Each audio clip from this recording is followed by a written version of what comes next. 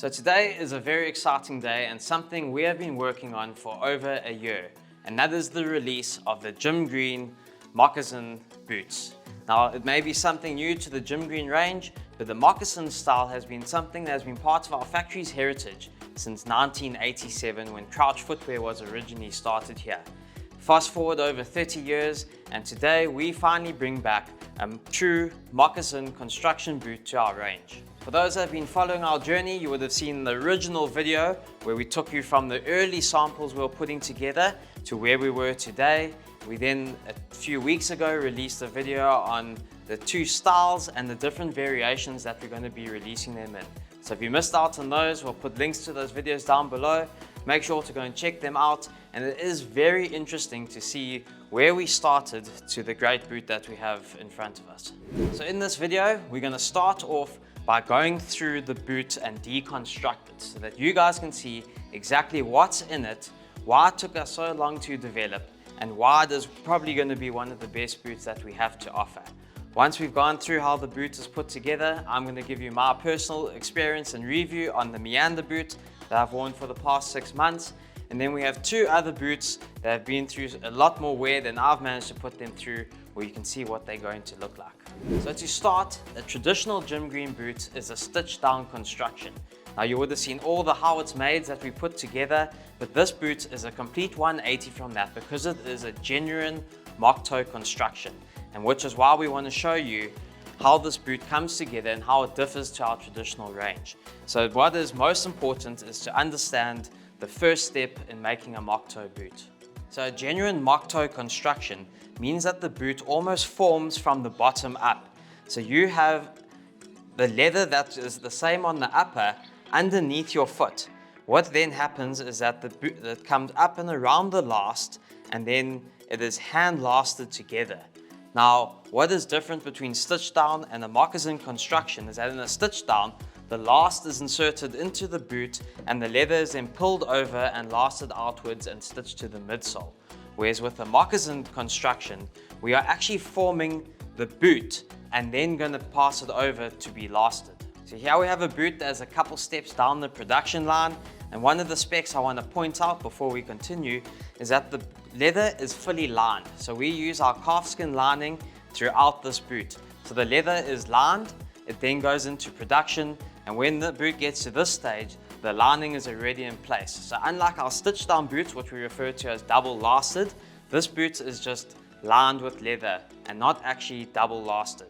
So what you'll notice here is the apron isn't attached to the boot yet. So here you have the vamp, and what the team will then do is they will match these holes on the apron over, and with a wax thread, they hand sew through the one side, through the vamp's hole, and then through the apron, and then they zigzag across. So if we have a look here at the finished boot, you'll see that there's a bit of a zigzag pattern that is formed throughout the boot, giving you this mock toe look and shape. So here you've got the boot prior to hand lacing. What happens is once the boot comes back from hand lacing, is you have left with what's in front of me here. And as you can see, it doesn't look all that great. What happens is that we send it over to one of the brand new machines that we've got here in the factory. We slide it over, and that machine basically gives the moccasin its shape. It pumps steam out and is then hammered down to give you a much cleaner and neater finish to the moccasin that you now see in front of me. So just after a few simple steps, you can see that the boot I have in front of me has taken a serious amount of shape from what we had a few moments ago. Just by the hand lacing and giving it some shape, you're getting something really neat and tidy with that genuine mock construction. So we've now molded the boot, and we're now going to chat on the next stage, which is force lasting. Is what we do is we take the last, which is a newly developed last, I'll comment on a little bit later, and we tack a half leather insole board onto this, which will then cover up this hole that you may have seen early on in the video. The last is then forced into the moccasin boot, and then the back part, the heel part, is side and heel lasted onto this half leather insole board. So to get a better image of the boot after it's been hand lasted, is we have a size 14 here in front of us, and there you can see the half leather insole board covering up that hole, the genuine mock construction, and the last inside of it, and obviously keeping its nice shape at this stage of the manufacturing process. So the next step is we're going to attach the midsole to the upper of the boot. And what we do here is we take the midsole, which is a full veg tan and resin runner combination. The reason we go for the resin runner is that our outsole sticks a whole lot better to this to avoid delamination. And it's pretty simple. All that happens is it is stuck to the upper of the boot. Now let's move on to the next stage where we see how we reinforce this with a Blake stitch. So here we have a boot where we have already applied the Blake stitch construction to it. Now this reinforces the upper to the midsole, and it is impossible for these two to split from each other. The Blake stitch you won't be able to see from the outside like you do with our stitched on construction, because we run this through the inside of the boot. So if you look inside the boot, you'll see it's a 360-degree Blake stitch that runs right around the half leather insole and the leather midsole that we have just chatted on. So it's now at this stage where there's a slight variation between our Meander boot and the Workhorse. So for the stock items, our Meander boot will be coming without a steel shank. So at this stage of construction, the outsole would be attached and they'll head to be finished off. Whereas with the Workhorse boot, a steel shank would be placed there, which will give you that little bit more confidence feel underfoot, especially when climbing ladders, climbing rocks, and for those wanting to use it in a work environment. It'll also go very nicely with our tire wedge outsole.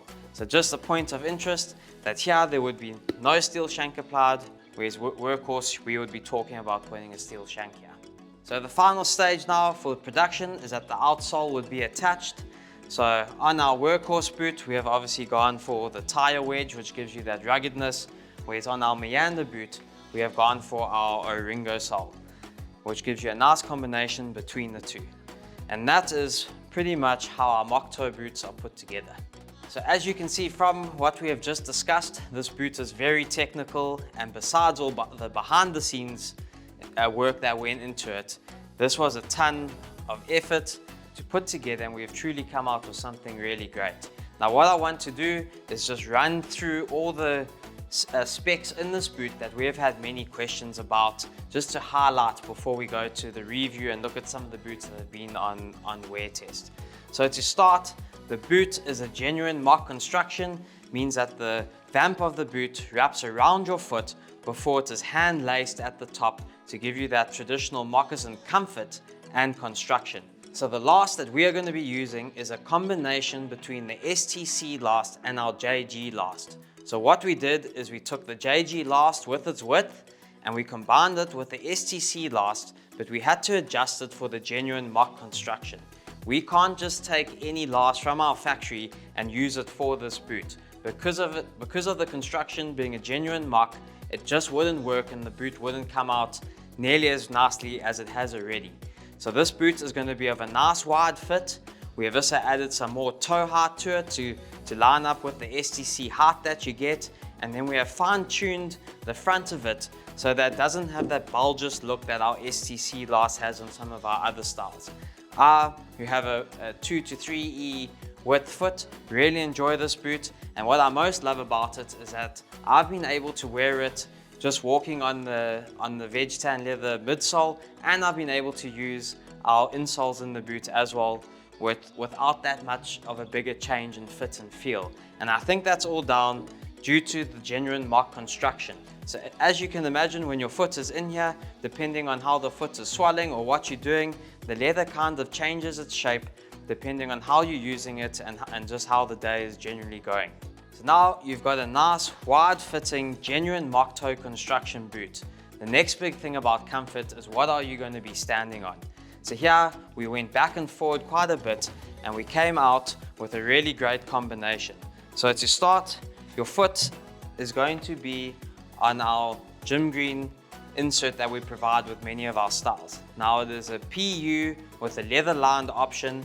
It has some slight arch support, and yes, it may not be everyone's cup of tea, but it does the job for many. And especially once it's broken in and this PU softens up, it becomes nice and comfy, and this also helps lock your heel in a little bit.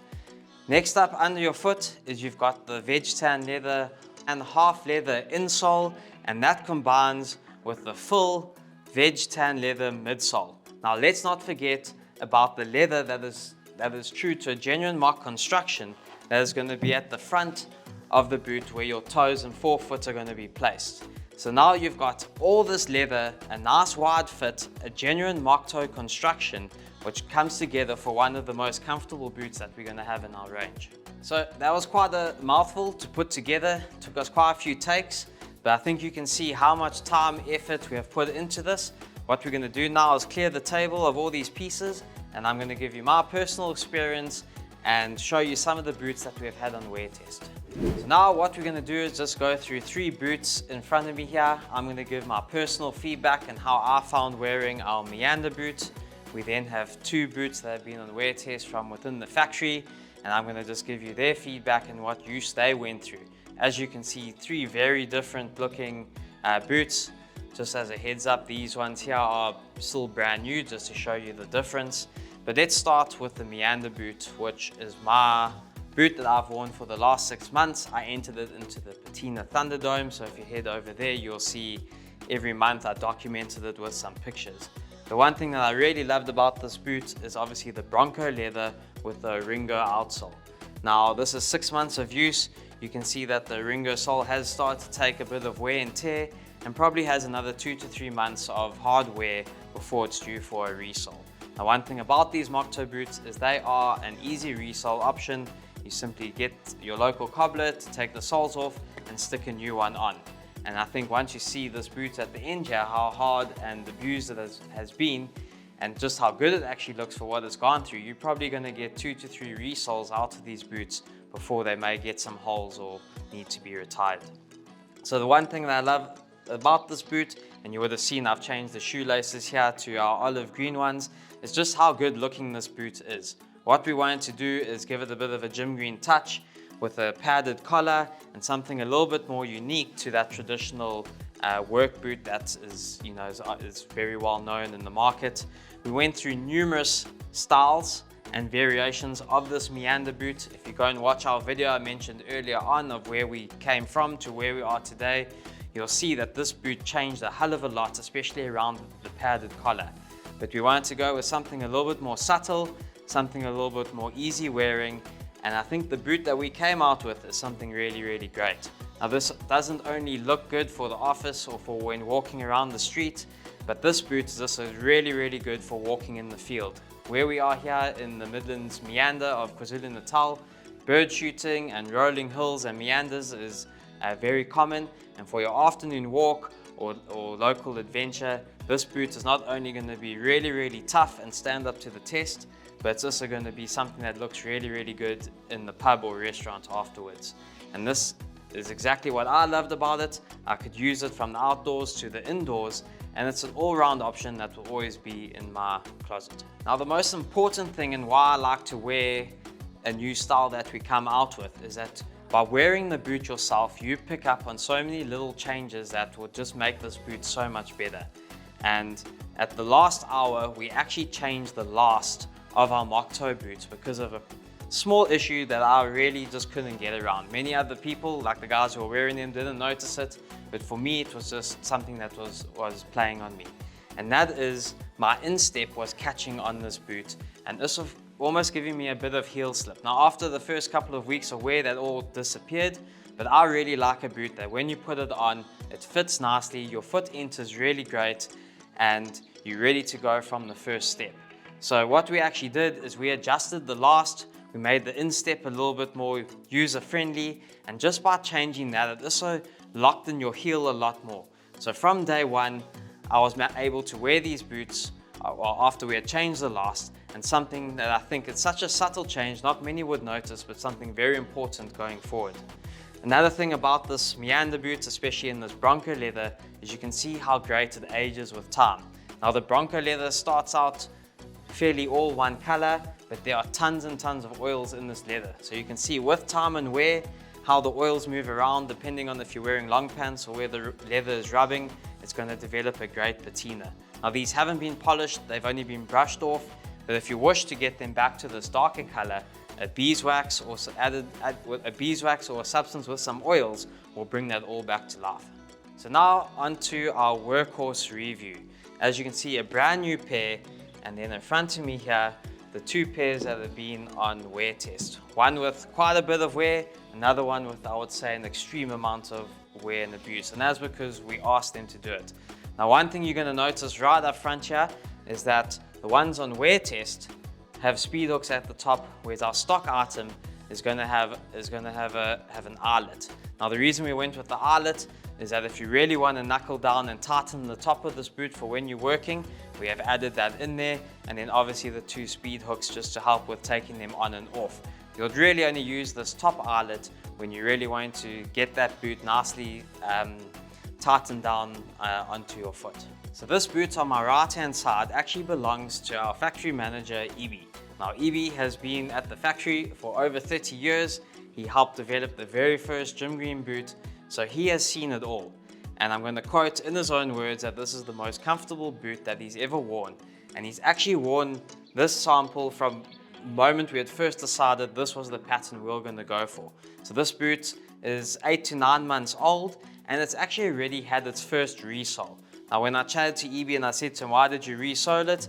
He said to me that it was just the heel that was wearing away really quickly, but the lugs in the middle here were still perfectly fine.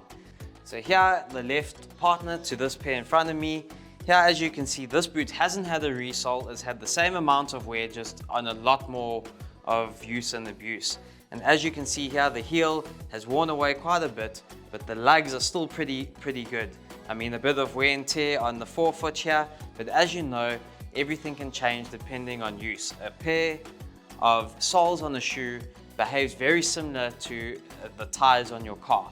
Everyone can email in and ask how long do your soles last, but it's almost an impossible question to ask because it all depends on the use that you're using the boots in. If you're going to be using them in rugged terrain or have a different way of walking, the soles are naturally going to wear a bit faster, or you could be a lighter guy, not using them all that much, or just using them in and out of the office, and there your soles are going to get many months to years of use out of them. So this boot here, obviously one of the very first samples belonging to Ibi. He walks our factory floors. He is not the heaviest of guys, but as you can see, still a lot of wear and some really great patina coming through on them.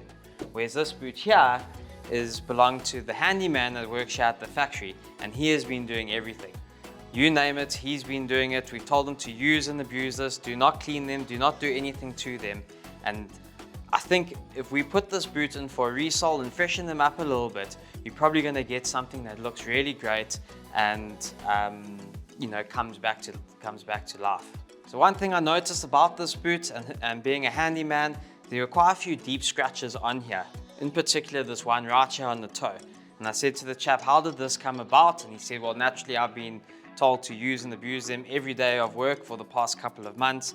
And this actually came from barbed wire. He was working around barbed wire and got caught up in his shoes, but because the leather is lined, it never managed to go all the way through. Yes, it is quite a deep scratch, but just shows the durability and the durability of the thread that we're using on the mock toe construction.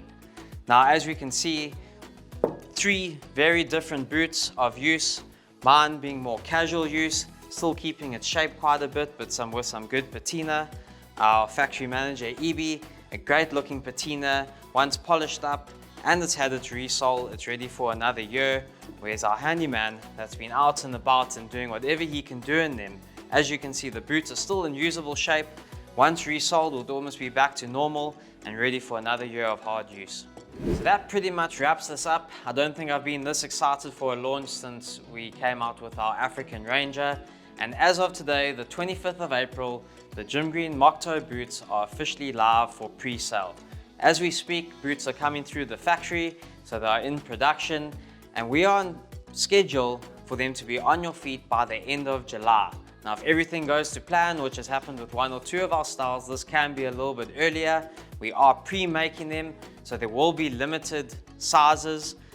So if you are wanting to get in on and make sure you get a pair of Jim Green mock toe boots, rather get your order in now to not be part of the later the deliveries should we sell through of this style.